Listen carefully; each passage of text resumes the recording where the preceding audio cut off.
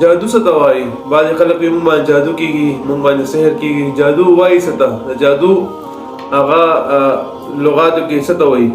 جادو عربی لفظ چې کوم دی هغه جادو ته سحر وایي په عربی کې.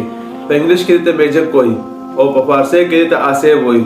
ډېر خلک وایي تا باندې آسیب دی، آسیب هغې جناتو طرف ته اشاره کوي دا جنات دي. جنات نه، آسیب دا فارسی لفظ دی، دا هم جادو ده. مطلب بعضې خلک چې جادو کې هغې ورته آسیب وایي. نو چا باندې چې جادو شي د هغه بدن کې څه اثرات راځي او انسان بدن کې بیماری لاحق کېږي. انسان بدن کې مختلف قسم بیماریان راځي، یو بیماری ښه کېږي بله راځي، بله ښه کېږي بله راځي.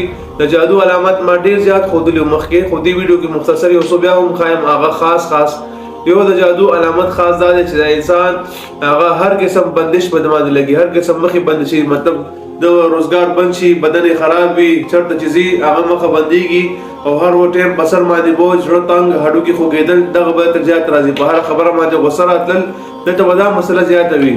نو جادو چې په کوم انسان باندې ولګي هغه ورځ په ورځ خرابېږي، هغه چهره چې کوم ده هغه بالکل بګاړه شي، چهره بالکل خراب شي، د چهرې رنګ یې ګډوډ شي. که هغه زنانو باندې جادو شي د هغې چهره بالکل ګډوډه شي، د مخ کوم نور وي، کوم خوند وي هغه بالکل ختم شي.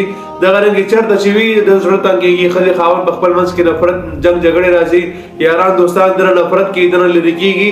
نو که څوک هم داسې جادو کې ګیر وي هغې دې د عمل شروع کړي، انشاءالله العزیز دې سره به د هغه بدن نه د جادو مکمل ختمېږي. د عمل یې کم از کم 11 دنو کې انشاءالله بالکل به ټیک کړي. اووه د بیرې پاڼې چې راواخلي، اووه د بیرې پاڼې هغه به وټکي او دغه رنګې اووه کرته درود ابراهیمي، اووه کرته سوره فاتحه، اووه کرته آیت الکرسي، اووه کرته سوره کلام اخیری دوه آیتونه وایي یکاد الذین دې نه شروع کېږي. او دغه رنګې اووه کرته سوره فلک، سوره ناس دا په ووایه او بیا اخره کې اووه کرته بیا درود شریف ووایه. دغه اوبه باندې دم کا او بیا په دغه اوبو باندې ولامبه. انشاءالله العزیز ستا بدن کې څونه هم اثرات وي، څونه هم د جادو په بدن ستا بدن کې لګېدلي وي، ستا روزګار بند وي، ستا باندې بندش لګي، ستا ټوله مسله کولو شي. دا عمل شروع کړي. ما هر هغه ملګري ته اجازت دی چې کوم ملګری 200 بار درود شریف ووایي رسول الله صلی الله علیه وسلم روح مبارک باندې په بیش کې زما اجازت دی.